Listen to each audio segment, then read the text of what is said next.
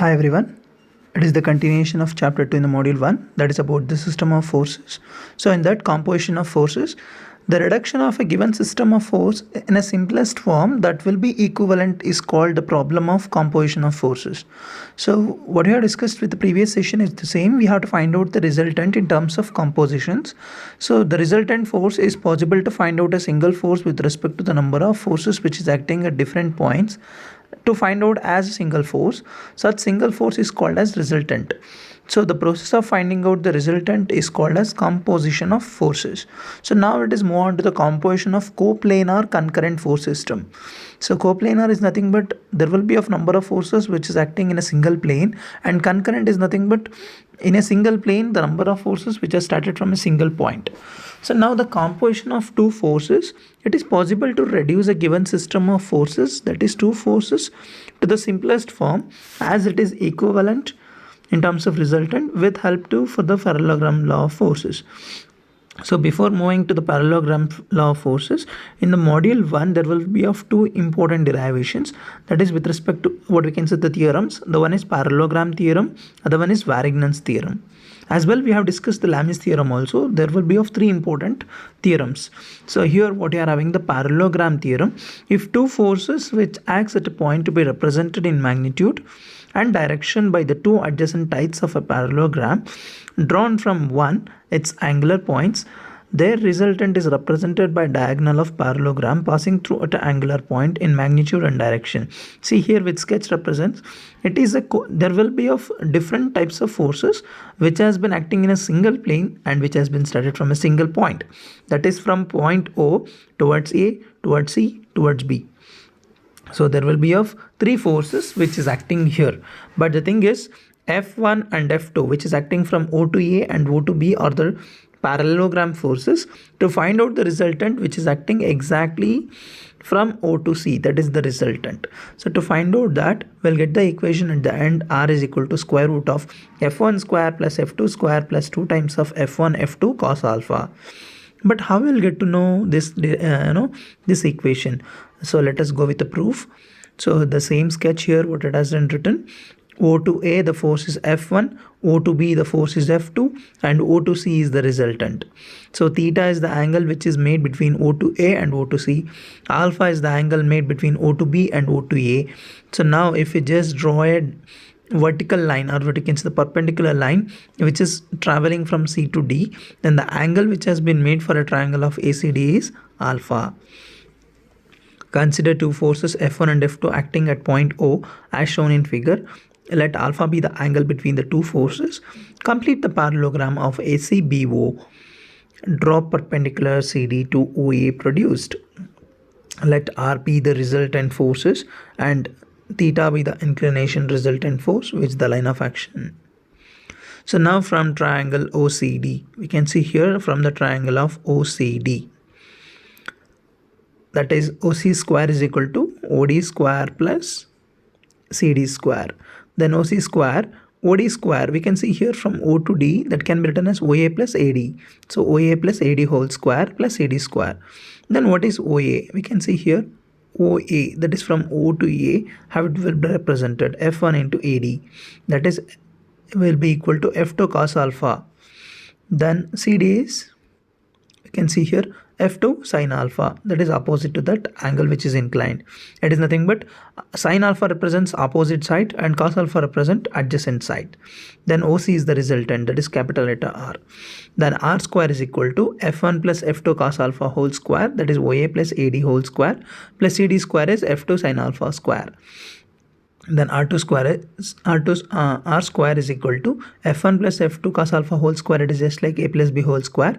So F1 square plus 2 times of F1 F2 cos alpha plus F2 square cos square alpha plus F2 square sin square alpha. Then R square is equal to, we can see here what you are having, sin square F2 square sin square alpha plus F2 square cos square alpha. So we know that sin square theta plus cos square theta is equal to 1. We can do like that, F2 square will be taken as common and the remaining is cos square alpha plus sin square alpha, that it can be written as 1. So r square is equal to f1 square plus 2 times of f1 f2 cos alpha plus f2 square. Then if you want to find out r, then r is equal to square root of f1 square plus f2 square plus 2 times of f1 f2 cos alpha. This is the proof for the resultant from this parallelogram law of forces. So tan theta is equal to CD by OD, that is opposite by adjacent. So opposite is f2 sin alpha for tan theta, then adjacent is OD, that is f1 plus f2 cos alpha. Then theta is equal to tan inverse of f2 sin alpha by f1 plus f2 cos alpha. So this is the angle of inclination if they ask you to find out theta. Yeah, next is about triangle law of forces. So the previous one is parallelogram. If two forces are acting simultaneously on a body represented by the sides of triangle taken in order, the resultant represented by a closing side of the triangle taken opposite direction. That we can see here, O, F1 and F2, but the resultant which is acting from O to B. That is O to A is F1, then A to B is F2, and the resultant is which is going to close the two forces as O to B. Then polygon law of forces. If number of concurrent forces acting simultaneously on a body are represented in magnitude and direction by the sides of polygon taken in order, then the resultant is represented in magnitude and direction by the closing side of the polygon taken in opposite order. That we can see here how it been represented as F1, F2, F3 and F4. It represents it as in a single coplanar concurrent force. It is nothing but all the forces which is lying in a single plane and which has been started from a single point. So now here it is another one which has been, we can see here F4, F3, F2, F1, but there will be of two resultant R1 and R2 which has been made to close in terms of a triangle. Yeah, next is about composition of forces by resolution, that is principle of resolution method. So the component of each force in the system is two mutual perpendicular directions are found, and the components in each directions are algebraically added to obtain the components. These two component forces which are mutually perpendicular are combined to obtain the resultant force. So we can see here there will be four different kinds of forces with respect to x-axis and y-axis, that is in all the four coordinates. So the F1 which comes in the first coordinate, that is the theta 1, which is the angle is inclined. If you want to resolve it, now it is inclined with the angle of inclination is theta 1. Then horizontally right will be as F1 cos theta 1 and vertically upward will be as F1 cos theta sin theta 1.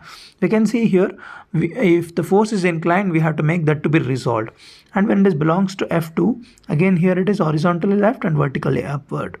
Then here F3 is horizontally left and vertically down. We can make in terms of with respect to the point of application. When it comes to theta 4, that is F4 horizontally right and vertically downward.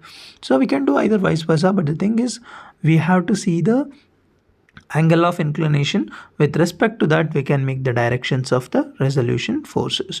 So we have to we have to be remembered these kinds of resolution.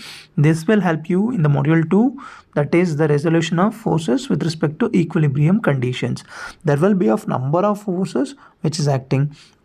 If you want to resolve it, we have to see what is the angle of inclination, whether it is with respect to horizontal or whether it is with respect to vertical. So based on the angle of inclination, then we can resolve the components. So these are all the method to find out the composition of forces by resolution method, and as well as from the polygon law, triangle law, as well as the parallelogram theorem. So in the next session, we can discuss the numericals on parallelogram theorem as well as from the composition of forces by coplanar concurrent force system. Thank you.